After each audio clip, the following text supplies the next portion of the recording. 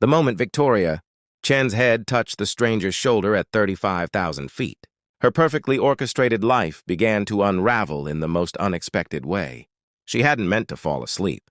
CEOs of Fortune 500 companies don't doze off on red-eye flights, certainly not on the shoulders of complete strangers, but exhaustion had finally claimed its victory after 72 hours of back-to-back board meetings, a company merger that had consumed her every waking moment, and exactly 9 hours of sleep across 3 days. Victoria had built her empire on discipline, control, and an unwavering commitment to always being 3 steps ahead. Yet here she was, her $2,000 blazer creased, her normally immaculate bun slightly askew, sleeping soundly against a man whose name she didn't even know. When she jolted awake 40 minutes later, mortification flooded through her. "Oh my God, I'm so sorry," she stammered, quickly straightening up and smoothing her hair. Her neck ached from the awkward angle. But what struck her most was the warmth of the flannel shirt beneath her cheek and the gentle smile on the face of the man beside her. "No worries at all," he said softly, his voice carrying a kindness that seemed genuine rather than polite. He was perhaps in his mid-30s, with warm brown eyes that crinkled at the corners and hands that looked like they'd seen honest work. A Spider-Man backpack sat tucked under the seat in front of him, completely at odds with the leather briefcases and designer luggage that typically surrounded Victoria in first class, except she wasn't in first class. The merger meetings had run late, and she'd grabbed the last available seat on the only flight that could get her home before tomorrow's investor call. "I didn't mean to—" Victoria started again, but he gently cut her off. "Really, it's okay. You looked like you needed the rest." He returned to the sketchbook in his lap, and Victoria caught a glimpse of what appeared to be a detailed drawing of a dinosaur wearing a superhero cape. Despite her embarrassment, curiosity got the better of her. "That's really good." His face lit up with an unmistakable pride that had nothing to do with ego. "Thanks. It's for my son, Jamie. He's 5 and convinced that T-Rexes could have been superheroes if they'd just had capes to help them reach things with their short arms." He chuckled, and Victoria found herself smiling genuinely for the first time in weeks. "Smart kid," she said, surprising herself by continuing the conversation. Victoria Chen didn't do small talk. She had people for that. "He's the best," the man replied, his voice softening. "I'm Marcus, by the way. Marcus Rowe." "Victoria," she hesitated, then added, "Chen." She watched for the flicker of recognition that usually came when she introduced herself. Her face had been on the cover of Forbes just last month, but Marcus simply nodded pleasantly. "Nice to meet you, Victoria. Heading home or leaving it?" "Heading back to Seattle. You?" "Same. Well, not home exactly. My son and I are actually moving there. Fresh start, something."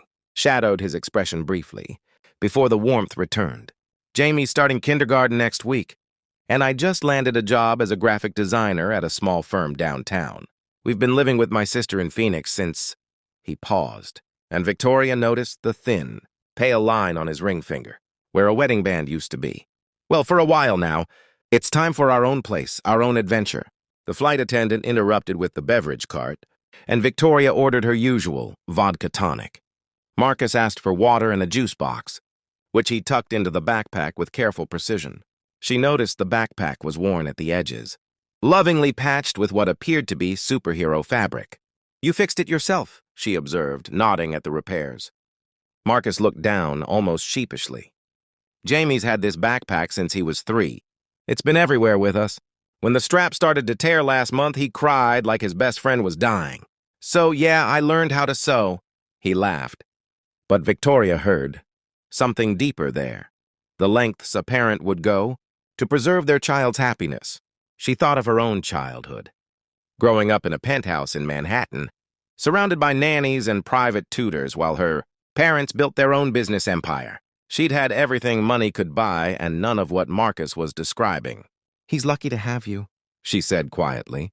Over the next 2 hours, Victoria learned that Marcus had been a successful freelance illustrator before his wife, Elena, was diagnosed with stage 4 breast cancer. He'd spent the last 18 months being her caregiver, a full-time father, and trying to maintain some semblance of his career.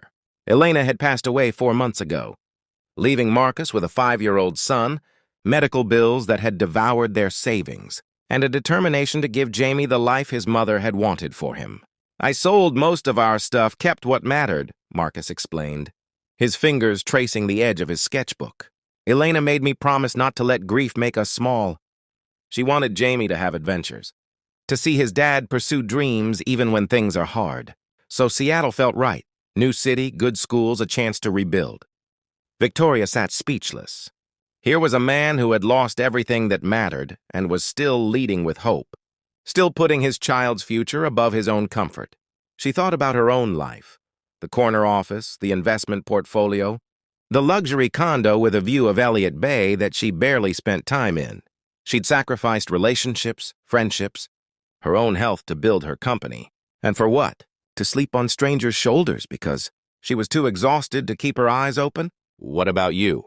Marcus asked, turning the tables. "What's waiting for you in Seattle?" Victoria opened her mouth to deliver her usual polished response about quarterly projections and market expansion. But something different came out. "Honestly, a lot of work emails and an empty apartment." She surprised herself with the admission. "I run a tech company. It's demanding." "Sounds lonely," Marcus said with that same gentle directness. It was. It was crushingly lonely, though Victoria had spent years convincing herself that loneliness was just the price of success. The plane hit sudden turbulence, jostling them both. Marcus's sketchbook tumbled to the floor, and Victoria instinctively reached for it at the same time he did. Their hands collided, and she found herself holding the book open to a page that took her breath away. It was a drawing of a woman, beautiful, radiant, clearly sick but smiling with a little boy in her arms. The love captured in those pencil strokes was so palpable it made Victoria's chest ache. "Elena," Marcus said softly, taking the book back. "I draw her for Jamie, so he won't forget her smile. Memory is a fragile thing when you're 5. Victoria felt tears threatening for the first time in years. "Marcus, She stopped, unsure what she wanted to say. "I'm sorry, felt inadequate. Your amazing felt presumptuous." Instead, she heard herself asking, "Do you have a place to stay when we land?" "For tonight, I mean." Marcus nodded. "There's an extended stay motel near the airport. Nothing fancy, but it's clean and fits the budget until our apartment is ready next week." Victoria made a decision that would have shocked her entire executive team. She pulled out her phone. "My company has corporate housing partnerships. Let me make a call." "Victoria, you don't have to." "I know I don't have to. I want to." And she meant it. For the first time in years, Victoria wanted to do something simply because it was right, not because it served a strategic purpose or enhanced shareholder value. 20 minutes and 3 phone calls later, Marcus and Jamie had a furnished 2-bedroom apartment in a safe neighborhood, near good schools, available immediately and covered for the first 3 months. Marcus stared at her in disbelief. "I can't accept this. It's too much." "You can and you will," Victoria said firmly, deploying the same commanding tone she used in boardrooms. Then, softer. "Your wife wanted Jamie to have adventures and stability. Let me help provide that, please." As the plane began its descent into Seattle, Marcus wiped his eyes. "Why?" he asked simply. "You don't know us." Victoria thought about that question.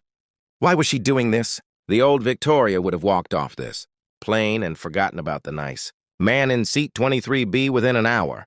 But something had shifted during this flight. During those moments when she'd slept soundly on the shoulder of a stranger who had every reason to be bitter but chose kindness instead. "Because you reminded me of something I forgot," she finally answered. "That success isn't just about what you build.